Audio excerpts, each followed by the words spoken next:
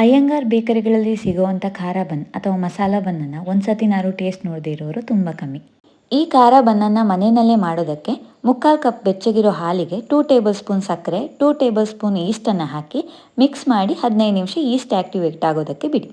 2 cup ಮೈದಾ ಹುಡಿಗೆ 1.5 tea spoon ಜೀರಿಗೆ, ಸಣ್ಣದಾಗಿ cut ಮಾಡಿರೋ 2ರಿಂದ 3 ಹಸಿಮೆಣಸು, ಸ್ವಲ್ಪ ಕರಿಬೇವು, ಕೊತ್ತಂಬರಿ ಸೊಪ್ಪು, 1/4 ಟೀ ಸ್ಪೂನ್ ಅರಿಶಿನ, ರುಚಿಗೆ ತಕ್ಕಷ್ಟು ಉಪ್ಪು, ಆ್ಯಕ್ಟಿವೇಟ್ ಆಗಿರುವಂಥ ಈಸ್ಟ್ ಮಿಕ್ಸ್ಚರು, ಹಾಗೆ 1 ಟೇಬಲ್ ಸ್ಪೂನ್ ಎಣ್ಣೆಯನ್ನು ಹಾಕಿ 3ರಿಂದ 4 ನಿಮಿಷ ಹಿಟ್ಟನ್ನು ಚೆನ್ನಾಗಿ ನಾದ್ಕೊಳ್ಬೇಕು. ಬೇಕಿದ್ರೆ 4ರಿಂದ 5 ಟೇಬಲ್ ಸ್ಪೂನ್ ಹಾಲನ್ನು ಮತ್ತೆ ಹಾಕ್ಕೊಳ್ಳಿ.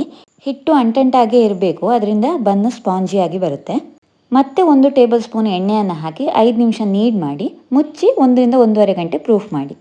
ಆಮೇಲೆ ಸ್ವಲ್ಪ ಮೈದಾ ಹುಡಿ ಹಾಕಿ ಹಿಟ್ಟನ್ನು ಹಗುರವಾಗಿ ನೀಡ್ ಮಾಡ್ತಾ ಲಾಗ್ ಶೇಪಿಗೆ ತಂದು ಕಟ್ ಮಾಡಿಕೊಂಡು ಬನ್ನನ್ನು ಮುಂದಿಂದ ಹಿಂದೆಗೆ ಪಿಂಚ್ ಮಾಡ್ತಾ ಸೀಲ್ ಮಾಡಿ ರೌಂಡ್ ಶೇಪಿಗೆ ತಂದು ಗ್ರೀಸ್ ಮಾಡಿರೋ ಟ್ರೇನಲ್ಲಿ ಸ್ವಲ್ಪ ಗ್ಯಾಪ್ ಕೊಟ್ಟು ಇಡ್ತಾ ಬನ್ನಿ.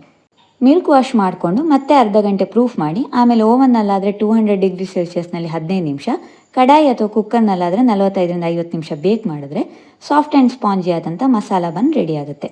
ಡೀಟೇಲ್ ಆದ ರೆಸಿಪಿ ನನ್ನ ಯೂಟ್ಯೂಬ್ ಚಾನಲ್ನಲ್ಲಿ ಸಿಗುತ್ತೆ. ಲಿಂಕ್ ಡಿಸ್ಕ್ರಿಪ್ಷನ್ನಲ್ಲಿದೆ, ಬೇಕಿದ್ರೆ ಚೆಕ್ ಮಾಡಿ.